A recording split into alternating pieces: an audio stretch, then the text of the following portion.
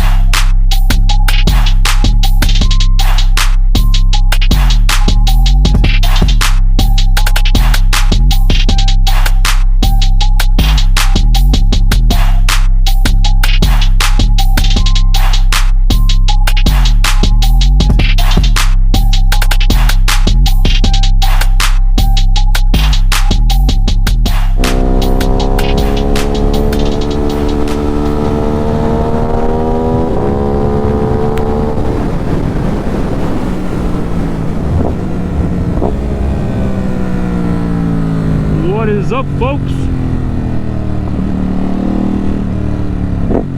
Like I said, man, today I had to get out the house. I'm tired of driving cars, just tired of being on the four wheels in a car seat with the seat belt all safe.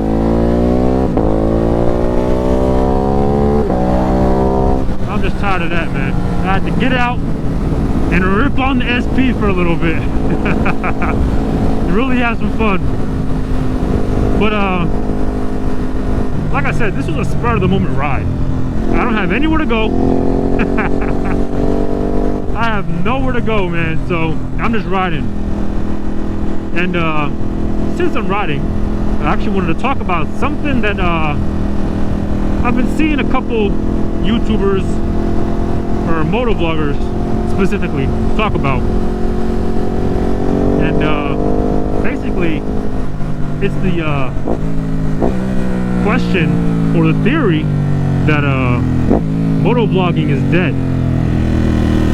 And I've seen this come up in the past, but I wanted to give my 2 cents for what it's worth, because I have a theory as to why that may be true or may not be true. But so basically, as a viewer, because even though I do create moto vlogs, I haven't been doing that for too long. I've only been doing it for like, I don't know, a year. So what's up, fireman? How you doing? But I just started doing it recently, and so for all these years, I've been a viewer, a consumer of moto vlogs. And I gotta say, one of the reasons why I believe that moto vlogs are not as popular as they once were, for one, the whole entire industry is being overpopulated, oversaturated, and you can give or take, because a lot of industries are overpopulated. But the problem with motovlogging is it's becoming very repetitive, and I think that's the biggest problem. The biggest problem is that most of the motovloggers, they're all doing the exact same thing. And I personally have experienced that, where I've been subscribed to, you know, 8 or 9 or 10 different motovloggers, and literally they all do the exact same thing. And not only do they do the exact same thing, they post on the exact same days, the exact same time. So it's kind of like, what's the point of you being subscribed to all these different people if they're gonna put out the same content?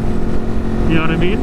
Now obviously they might not put out the same exact video, they might reword it a little differently, but as far as the overall topic or the content, it's the same. You know, a person will get a bike, they'll modify it, and that's their channel.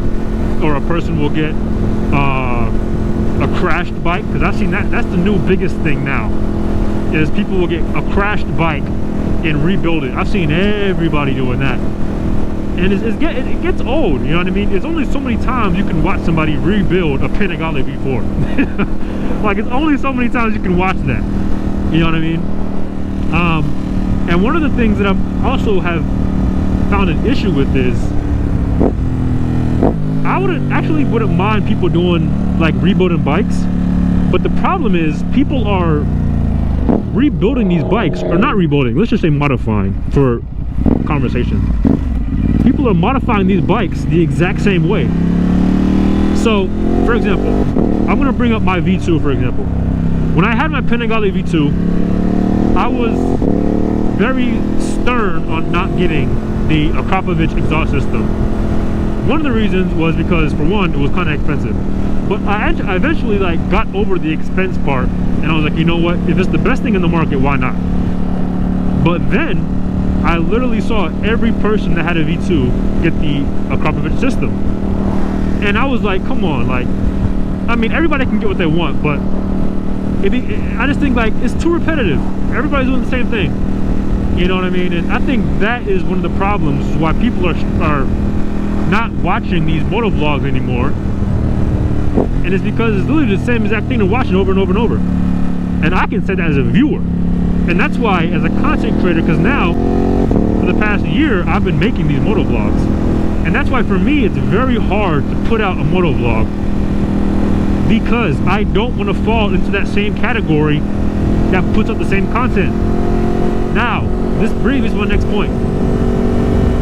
You can't blame the content creators.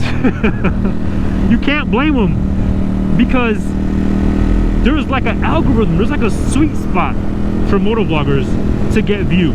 There's a certain step-by-step process, or algorithm I should say, where they'll get views, guaranteed views. And if you're in the business, because at the end of the day, it's a business, and if you're in it to make money, then you're going to follow that algorithm. So these content creators, they're doing what they know will get them the vlogs. I mean, not vlogs, get them the views. So you can't blame them whenever you see them put out the same exact content over and over and over, because those are the contents that get the views. And I blame social media overall for this, because literally their name is content creator. You are supposed to be creating, not following. So when YouTube sees a video and they don't make it go to the forefront, you can't blame the content creator. It just makes them want to go back into the same bubble and do what everybody else is doing. And I've seen that. I've seen people put out great videos about, different stuff out of the box, stuff that you don't see every day, and literally it gets no views, no traction.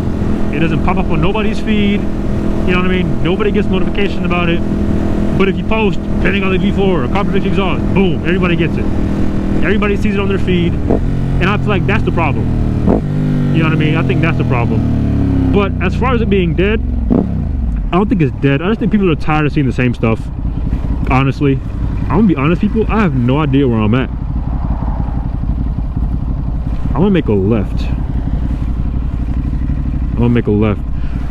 But yeah, like I was saying, people are just tired of seeing the same stuff over and over again, man. As am I, and that's why I try my best to make entertaining content. But I'll tell you what, I'll tell you who's winning. People who naturally have a good charismatic vibe on camera, like the 650 Eves. I mean, 650, I'm gonna touch on him. His personality on camera is just addicting. It makes you want to keep watching. This is a long light. Yeah, but it makes you want to keep watching. But you have some people on there that talk very, like, their personality is just dead, man. Dude Mungus is one of those people that have a great personality as well. Dude Mungus has a great personality on camera.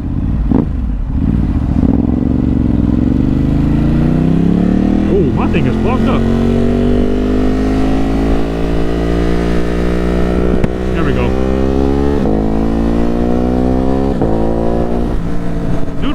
great personality on camera.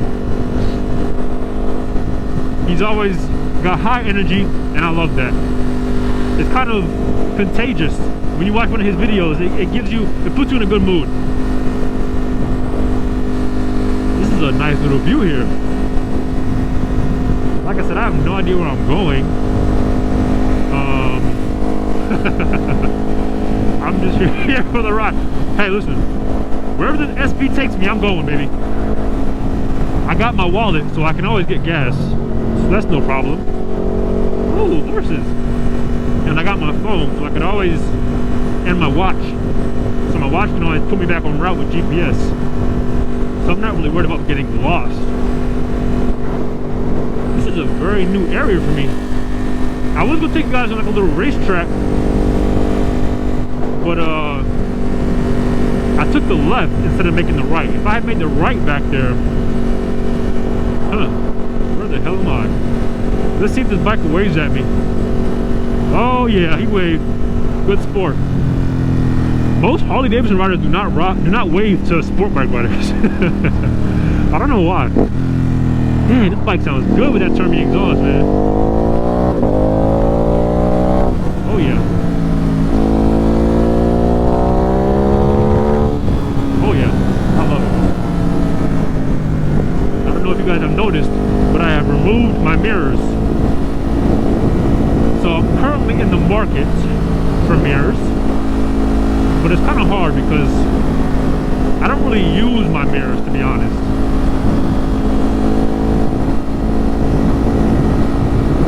Hope you guys are enjoying this little bike ride here. We got nothing to do, so we're just out here riding the SP. Finally.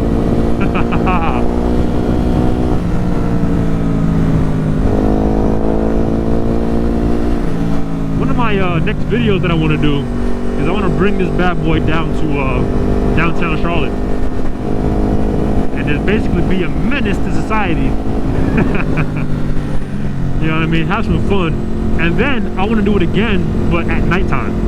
So I want to do one video in the daytime and then one video at night, because at nighttime the city actually does look very pretty at nighttime. I think Charlotte does a great job of putting on a bunch of lights and stuff. I'm about to turn this bad boy around because I don't know where the hell I'm at. I don't know where the hell I'm at. I'm gonna turn this bad boy around. See, the thing about a Hypermotard is you can go off-roading. Look at me, off-roading. You can never do this on a V2. Look at all those cows. Holy smokes. Look at all those cows over there. I'll tell you what, this is a nice little spot for a picture, to be honest.